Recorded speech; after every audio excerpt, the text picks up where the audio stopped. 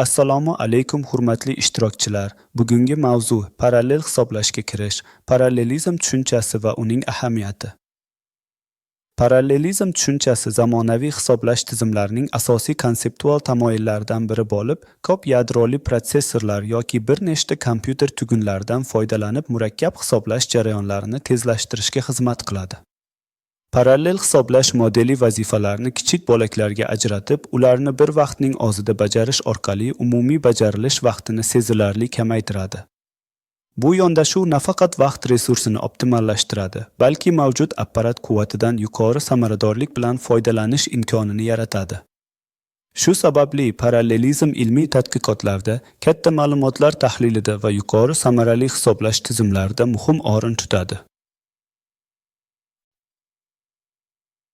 Parallel hisoblash bir nechta protsessor yadrosi yoki kompyuterni birgalikda ishlatib, katta va murakkab hisoblashlarni tezda bajarish texnologiyasidir. Bu usul bir vaqtning o'zida bir nechta hisoblash jarayonlarini bajarish imkonini beradi. An'anaviy ketma-ket hisoblashdan farqli o'laroq vaqtni tejaydi va resurslardan samarali foydalanadi. Parallel hisoblash murakkab masalalarni bir necha marta tezroq yechish imkonini beradi. Bu katta hajmdagi ma'lumotlarni, masalan, petabaytlarni samarali qayta ishlashga yordam beradi. Sun'iy intellekt, mashina o'rganish va real vaqtli tizimlar kabi zamonaviy texnologiyalar uchun bu usul muhim ahamiyatga ega. Ko'p yadroli arxitektura zamonaviy kompyuter tizimlarining asosiy texnologik asosini tashkil etadi. Bunday arxitekturalarda protsessorlar odatda 2 dan 128 tagacha mustaqil hisoblash yadrolariga ega bo'lib, har bir yadro alohida buyruqlar oqimini parallel tarzda bajarishi mumkin. Ushbu yondashuv hisoblash jarayonlarini keng miqyosda parallellashtirish, vazifalar o'rtasidagi kechikishni kamaytirish va umumiy unumdorlikni sezilarli oshirish imkonini beradi. Ko'p yadroli tizimlar energiya samaradorligini yaxshilash, resurslardan optimal foydalanish hamda yuqori yuklama ostida barqaror ishlashni ta'minlashi bilan ilmiy hisoblash, sun'iy intellekt va katta ma'lumotlar tahlilida muhim ahamiyat kasb etadi.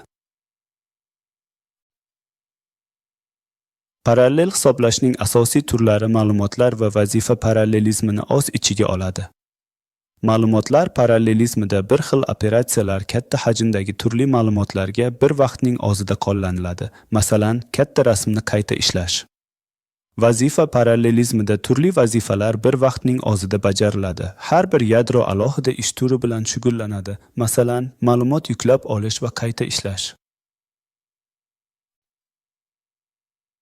1960 yillarda superkompyuterlar, masalan, IBM System 360 va 6600 parallel hisoblashning asoslarini yaratdi. 1980 yillarda massiv parallel protsessorlash tizimlari va hisoblash klasterlari rivojlandi. 2000 yillarda ko'p yadroli protsessorlar ommaviy ishlab chiqarila boshlandi. 2010 yillarda bulutli hisoblash va grafik protsessorlar GPU texnologiyalari parallel hisoblashni ommaviylashtirdi. Parallel hisoblash samaradorligini oshirish uchun vazifalarni kichik qismlarga bo'lib, har bir qismni alohida yadroda bajarish muhim. Optimal bo'linish strategiyalari va yuklanish muvozanatini saqlash kerak. Sinxronizatsiya nuqtalarini minimallashtirish va barcha resurslardan, jumladan chipu yadrolari va xotiradan samarali foydalanish orqali maksimal samaradorlikka erishiladi. Amdahl qonuni parallel hisoblashning nazariy chegaralarini belgilaydi. Formulasi speed-1 1ppn, bu yerda parallel bajarilish qismi esa protsessorlar soni. Ketma-ket bajarilishi shart bo'lgan qism umumiy samaradorlikni cheklaydi. 90 parallel kodni 10 marta tezlashtirish mumkin, ammo 50 parallel kod faqat 2 marta. Amdahl qonunining grafik ko'rinishi parallel qismning oshishi bilan tezlikning ortishini ko'rsatadi. Biroq ketma-ket qism cheklovchi omil bo'lib qoladi. Bu dasturchilarni parallel algoritmlarni ishlab chiqishda oqilona yondashuvni qabul qilishga undaydi, chunki ketma-ket qismning ta'siri samaradorlikni cheklaydi. Parallel hisoblashning amaliy misollari ko'plab sohalarda qo'llaniladi.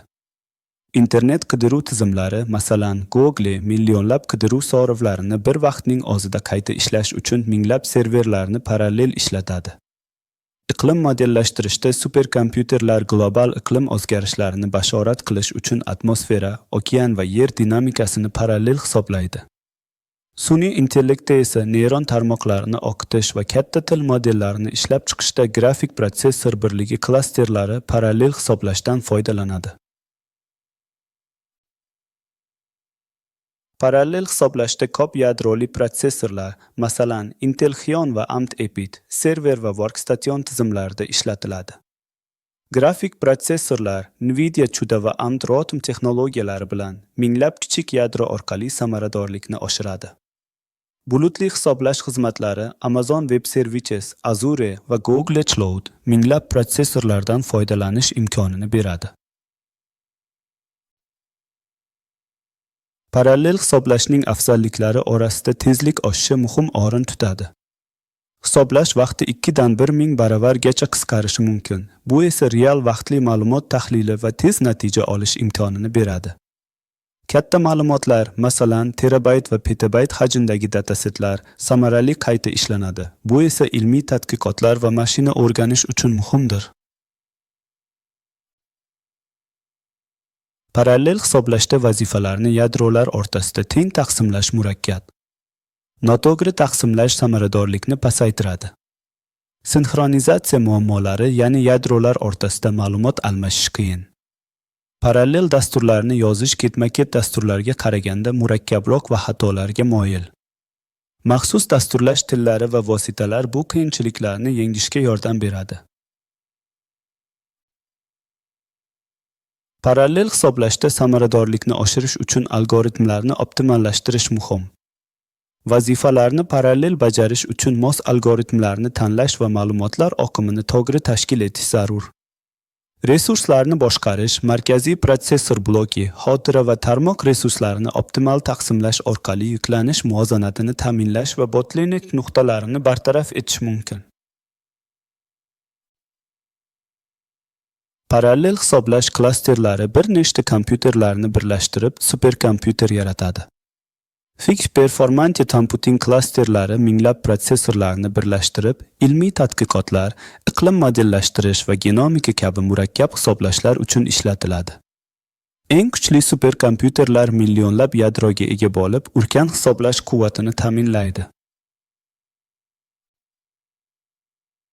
Parallel hisoblashda zamonaviy kompyuter protsessorlari bir nechta yadrodan foydalanadi. Ketma-ket hisoblashda 10 daqiqa talab qilinadigan vazifa parallel hisoblashda 6 barobar tezroq bajarilishi mumkin. Bu samaradorlik rasmni qayta ishlash, ma'lumotlarni tahlil qilish yoki matematik hisoblashlar uchun muhimdir, lekin dastur turi va ma'lumotlar hajmiga bog'liq. Parallel hisoblashning kelajagi kvant hisoblash bilan birlashib, yangi imkoniyatlar yaratadi. Sun'iy intellekt, katta til modellari va chuqur o'rganish algoritmlari parallel hisoblashga tayanadi.